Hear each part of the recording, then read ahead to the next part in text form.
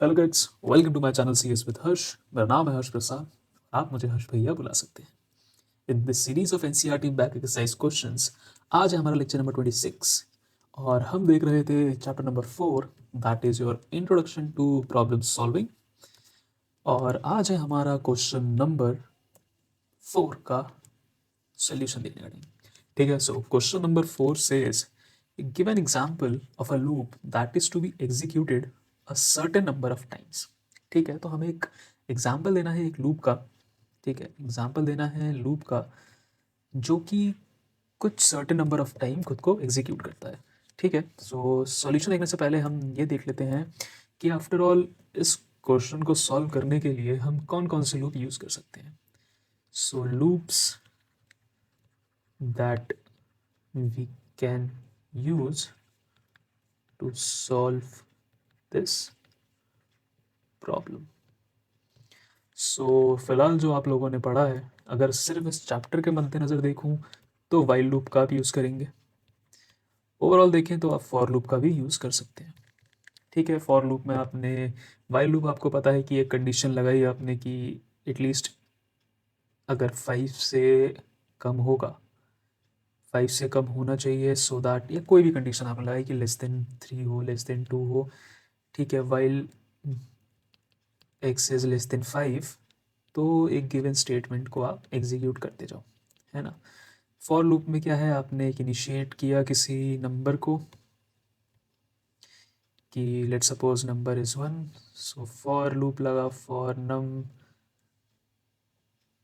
Equal to 1, और नम initiate तो हो चुका है, लेस देन सपोज 5 ले लिया हमने यहाँ पे, less than 5 num plus plus.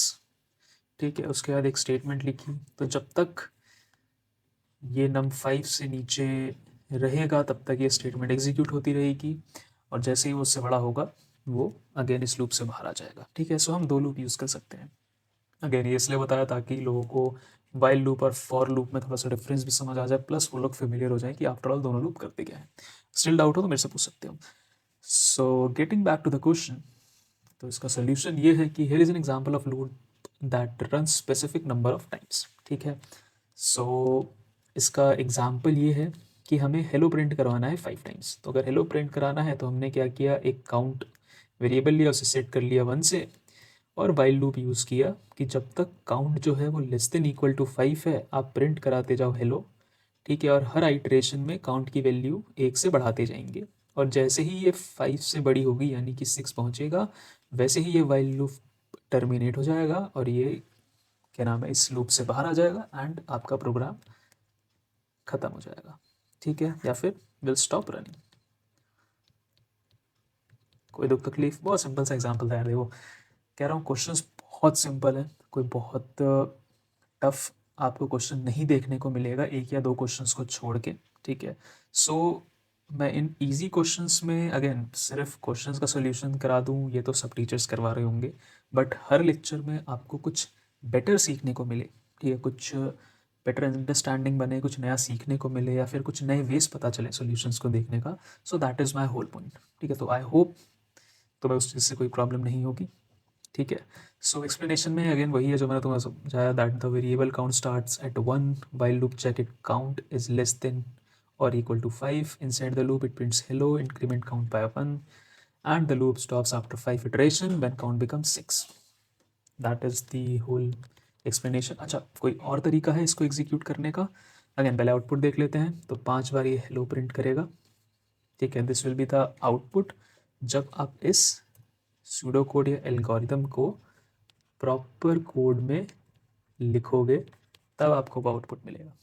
ठीक है, अच्छा कोई और तरीका है? हाँ बिल्कुल है। अगर हम काउंट को इनिशिएट करते 0 से और वाइल लूप में कंडीशन लगा देते कि काउंट काउंट लेस देन 5, तो भी क्या मेरा आंसर सेम आता? आप कहते हैं बिल्कुल सर सेम आता।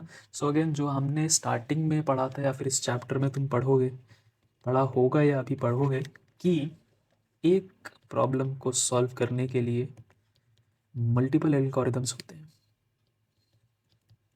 ठीक है, सो ये मत सोचना कि कोई भी प्रॉब्लम का सिर्फ एक ही एल्गोरिदम एज अ सॉल्यूशन हो सकता है। No, there can be multiple algorithms. Okay, so I hope तुम लोगों को पसंद आया हो ये लेक्चर।